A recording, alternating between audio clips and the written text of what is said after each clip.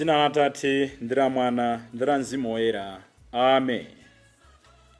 Chauta amasunga chipangano nthawi zonse. Chauta amakwaniritsa malonjezo ake. Chauta ndokoma mtima alokonzeka kuonetsa ukulu wake m'moyo mwanu. Lero lachitatu pa 15 January chaka cha 2024 ndi tsikunso limene ngati dziko timakumbukira moyo wa John Chilembwe. Tilipempherere dziko lathu kuti anthu onse amene amamenyera ufulu sunali ufulu ongoti tichoke m'manja mwa otilamulirawo. Ayi, unali ufulu oti timasuke ku nkhani ya zachuma. Unali ufulu oti tikhale anthu okondana opititsa patsogolo chitukuko cha dziko lathu. Unali ufulu onena kuti ana athu alandire maphunziro abwino, odwala alandire chithandizo, ndipo anjala athandizidwe. Tilipempherere dziko lathuli. Titatsutsana mapeto ake tili ndi Malawi mmodzi. Malawi amene ndi mmodzi yemwe mwa ife, kaya wa kumpingo, kaya wa ku opposition, kaya wa ku ruling party, amene sangayime pachulu nkubwekera kuti dziko lathuli likupita in the right direction, kapena dziko lathuli likutukuka.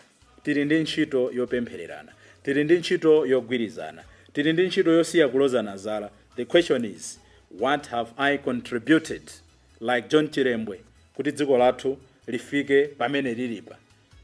Tapanga contribute munjira ziwiri, ena tikupanga contribute positively, ena tikupanga contribute negatively. Tiuke, tipite patsogolo. Mawu athu oyamba tsiku la lero akuchokera mkalata yomwe ija yolembera Aheberi mutu wathu ndi meya 14 kulekeza 18. Amene akutiwerengera mawu oyamba ndi a Juliet Kuyera kuchokera ku St. Peter and Paul Nanthenje Parish mu Archdiocese ya Lilongwe. Ndipo salimo yathu ikutikumbutsa 105 kuti chauta amasunga chipangano chake nthawi zonse. Mawu athu amumthenga wabwino ndi monga adalembera Marko Oyera. Lero tili pamutu 1 ndi 29 kulekeza 39. Amene akutiwerengera mawu amthenga wabwino komanso kutigawira mawu ndi Reverend Father Francis Damaseke kuchokera ku Episcopal Conference of Malawi ECM. Tiyeni sota abale ndi alongo tisinkhe limodzi. Mawu oyamba. Mawu ankalata kwa Heberi. Abale, popeza kuti anawo ndi anthu okhala ndi magazi ndi mnofu, Yesu yemwe adasanduka munthu wonga iwowo. Adachita zimenezi kuti ndi imfa yake awononge Satana amene anali ndi mphamvu yodzetsa imfa. Pakutero adafunanso kuti awamasule amene pamoyo wawo wonse anali ngati akapolo chifukwa choopa imfa. Paja n'chodziwikiratu kuti sadateketseke ndi angelo ayi, koma ndi zidzukulu za Abrahamu. N'chifukwa chake adayenera kusanduka ofanafana ndi abale ake pa zonse, kuti akhale mkulu wa ansembe wonse wachifundo ndi okhulupirika potumikira Mulungu, ndiponso kuti pakutero achotse machimo a anthu. Tsono popeza kuti iye yemwe adazunzikapo ndi kuyesedwapo ndiye kuti angathe kuwathandiza anthu amene amayesedwa. Mawu a Ambuye. Ambuye akhale nanu. Mawu amumthenga wabwino monga adalembera Marko Oyera. Ulemu kwa inu Ambuye. Pa nthawi yomweyo Yesu adachoka ku nyumba ya mapemphero kuja nakalowa pamodzi ndi Yakobo ndi Yohane ku nyumba ya Simoni ndi Andreya. Apongozi a Simoni anali gone akudwala malungo, ndipo nthawi yomweyo anthu adadzamufotokozera za matendawo. Yesu adapita nakagwira padzanja mayiyo nkumukhudza, ndipo malungo adatha. Pomwepo mayi aja adayamba kukozera anthu chakudya. Madzulo amenewo dzuwa litalowa, anthu adabwera kwa Yesu ndi anzawo onse ovutika ndogwidwa ndi mizimu yoyipa. Anthu am'mudzi monsemo adasonkhana pa khomo. Yesu adachiritsa anthu ambiri amene ankavutika ndi matenda osiyanasiyana, ndipo adatulutsa mizimu yoyipa yambiri. Koma mizimuyo ankayiretsa kuti isatchule chifukwa idamzindikira.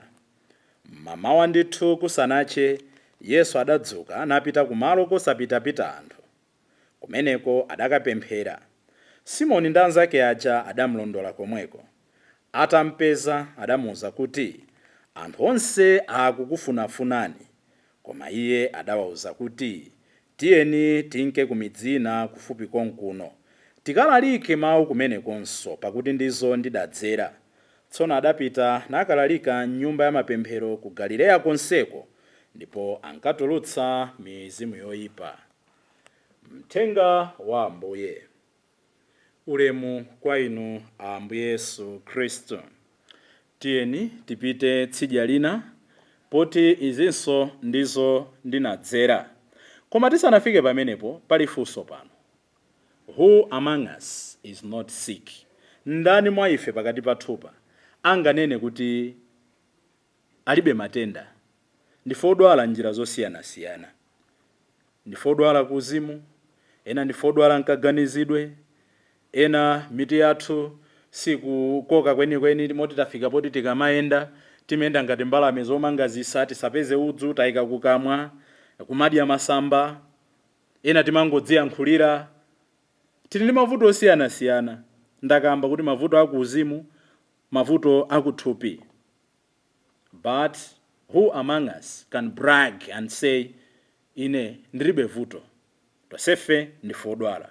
Nchifukwa Ambuye Yesu lero akutionetsa kuti nkudwala kwathu kosiyanasiyana, nkudwala muzimu, nkudwala kuzama ubale, nkudwala kuchuma, nkudwala mutumiki, kopita nako ndi kwa Ambuye Yesu ndiye otichiritsa. Jesus today is demonstrating his compassion and healing power. We are called to care for those in need, whether physical, emotional or spiritual. Yesu akuchiritsa apongozi ake a Petro amene anali kudwala with a simple touch. Pakungo wakhudza chabe akuti apongozi a Petro anali atachiritsidwa. Izi zikutikumbutsa phunziro la mphamvu. Tinthu timene timaoneka ting'ono. Ambuye Yesu sanachite abragada kuti popemphera basi mujankayembekezera Naamani kuti basi apita ku mtsinje waukulu wa madzi amphamvu kumene kwakumana ndi mneneri wa mphamvu. Ayi, adangomuwuza kuti musambe mdzithaphwizo mu Yorodanimu. So Ambuye Yesu akuonetsa kuti simple things ndi zimene zimasintha moyo, zinthu zimene timazitenga ngati zing'ono. Apongozi ake a Petro anangowakhudza ndi mkono. Yet it is that simple touch that may change your family, that may change communities. Alipo anthu ena akudikira our simple kindness to have a profound impact mmoyo mwawo. Ngakhale mwana wanu kumene kungomuwuza kuti I love you, wakhoza bwino ku skulu, keep it up. It will leave an impact mmoyo mwake. Ambiri timaona ngati kusintha zinthu, tichitakayi zinthu zikuluzikulu. M'misewu yathu iyi mmodzi atati wina waponya zachimanga nkuchotsa, kena kwako asanduka anthu awiri asanduka anthu 10, anthu 10 asanduka anthu 100. Change ikuchitika pamene paja. Koma palibe mmodzi amene amangofuna achite kena kake. Ndakamba koso the power of one nthawi inake m'mbuyo. Kuti zidatengera munthu mmodzi kuzindikira kuti buku limene lapezeka m'nyumba ya Mulunguli si buku wamba. Ndipo adapita nalo kwa mfumu. Mfumu nkunena kuti nyumba ya Mulungu imangidwenso. The power of munthu mmodzi amene angathe kusintha situations. Koma zimayamba ndika very simple touch. Ndeti kuphunzira chani ndi zimene Ambuye Yesu akutionetsa tsiku la lero. Akutionetsa kuti choyamba kapena ndinene kuti chachiwiri. Akuti atangochoka kuoka pemphera kwa yekha, ophunzira aja adamuwuza Ambuye Yesu kuti kuli matenda ambirimbiri amene akusowekera kuchiritsidwa. Kwabwera anthu ambirimbiri amene ali ndi ziwanda zosowekera kutulutsidwa. Ambuye Yesu akungochoka immediately kopemphera akukachita ntchito zothandiza ena kuti amasulidwe nsinga zawo. Prayer must lead to action. He left the synagogue and put prayer in action. Ambiri tikachoka nyumba za Mulungu kandi kunzikiti kati makapemphera kuti.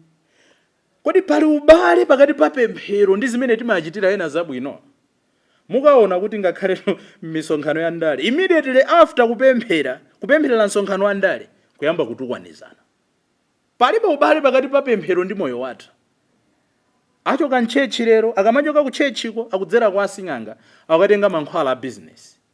Palibe ubale pakati pa pemphero ndi moyo wawo. Ndichoka ku nsembe ya misa, nditapemphereza misa zitatu zoyimbiranso. Ambuye akhale nanu, anu kumati oh yes. Ndichoka pamene paja, anthu nkumayimitsa bambo nditenge nkoni ndikwasiya. Palibe ubale pakati pa pemphero ndi moyo wanga. Nkumatchulira kuti awawa ndi azibusa, awawa ndi anthu opemphera. Tikachoka pamene paja, tikuzunza anthu mzinyumba mwathu. Tikachoka pamene paja, tikukana chilungamo chimene ena akuyankhula. Tikachoka pamene paja, tikuthandizira kuti ena asaonetse ulemerero wawo pakati pa chauta. Inu ndine, Ambuye sakuti challenge tsiku la lero. Pakhale ubwenzi pakati pa pemphero ndi moyo wathu wa tsiku ndi tsiku. Chachitatu chimene Ambuye sakutiphunzitsa ndichonena kuti anthu aja atachiritsa, atadyetsa, Ambuye wapemphera, wamvanso kuti ena akukufunani, atango achiritsa ena aja nkuvabe kuti ena akukufunani, Ambuye akuwauza kuti tiye tipite tsidya lina. Chifukwa izi ndi zimene tidadzera. Pali maphunziro atatu amphamvu pamenepo amene ndimalize nawo. Phunziro loyamba ndilonena kuti as leaders, no matter how much we love one side ya kumene timatumikira, kapena no matter how much anthu atiwonetsa chikondi, kaifa atumika mpingo kumene, alipo anthu ena atha kutiwonetsa chikondi, atipempherera, atipatsa material benefits, otoko akati bambo mugwire apo, oneweka majority ndafumba atatu apo. No matter titakhala pakati pa anthu amene aja, tizilolera kupita mbali ina ya nyanja, mbali ina ya mudzi, mbali ina ya parish, mbali ina ya dziko. The fact kuti I'm loved mu mphakatisi sizindipangitsa kuti nthawi zonse ndizingotumikira anthu amphakatisi. The fact kuti ngati adindo amakukondani kuthyolo sizotanthauza kuti mukuyimirira tsogolo la kuthyolo lokha. Kapena chifukwa kuti amakukondani kwambiri ndi kunchinji ndiye kuti inu ndinu mtsogolero wa kunchinji. Learn to distribute what God has given you to everybody. Ambuye anadziwa kunena kuti ndine wa onse, ndinabwerera onse. Awa ndachiritsa ndachitako, koma ndikachiritsenso ena, ndikathandizenso ena, ndikadyetsenso ena. Tilipo ambiri timakondera, ngakhale makolo kumene alipo makolo ena okondera mwana mmodzi. Mwana uyu sindimamufuna, mwana amene anabwera modzidzimutsa basi. Kudabwa kuti ana ena pakhomo kumakhanga ta ntchito. Leaders must know to balance their love for their subjects. Chachiwiri, paphunziro limenelo lonena kuti tipite mbali ina, Ambuye afuna ationetse kuti don't be driven by public opinion or popularity. Oko nditachoka chotani this other side. Ndisapange ziganizo zanga chifukwa cha anthu amene akundombera m'manja. Ndipange ziganizo chifukwa chonena kuti is this thing right and just. Nthawi zina atsogoleri mu mpingo, nthawi zina atsogoleri mmudzi, nthawi zina atsogoleri ndale. Timapanga ziganizo just because akuomba m'manja ndikuti achuluka ndikuti. Mujamanira speaker ku parliament kuti hatufuna ichi tivotere nde those with I ndimo zimene parliament yonse I and those with no. Kuti mwina ano awiri. Kopano nzotheka kuti ano aja ndi okhoza. Tisapange chiganizo chifukwa kuti ayi wachuluka. Tipange chiganizo chifukwa kuti zoona ndiziti. Ambuye anaona kuti zoona nkuti wina aliyense alandire uthenga wabwino, wina aliyense afikiridwe. Nthawi zina ambiri we make lifetime decisions based on public opinion or popularity. Koma choposaposa popeza kuti tili mchaka cha 2025 chaka chatsopano, Ambuye akutiphunzitsa kuti we should understand the value of saying no. Anthu akukufunani, akhala kukusakasakani, akuti tiyeni tipite mbali ina. Learn to say no. Mumamwa zakumwa, tizivomera, ena feso timamwako. Koma sija kumwa chilichonse chimene chabwera choti omwe, apabwera tu wine, ndimo, apabwera tu whiskey pa, ndimo, Sometimes you have to learn to say no. This is time for work. This is time for ministry. This is time for leisure. Koma mapeza kuti anthu timakanika unena no mu zinthu anandikakamiza, anawukakamiza bwanji. Tell them this is not time for this. This is time to do this. Atsikana. Osata ine anandikakamiza kuti ndipange nawo chibwezi. Learn to say no. ku business kuli ma business ena si business iliyonse. Ndinanena mulaliki wina kuti there are so many invitations before us, but not every invitation is for us. Ma invitation ndena amangobwera alole nazitani azidutsa. Fundo yotsirizira, learn to set boundaries and prioritize even where there are no competing demands at your time. Set your boundaries. Ndipita ku nyumba ya Petro, ndikapemphera Ambuye Yesu amenewo. Ndikapemphera, ndikakwera phiri, ndikabwerera ndikachiritsa awiri atatu, ndikapita mbali ina. No matter how much pressure anali nayo, Ambuye Yesu anapanga set boundaries.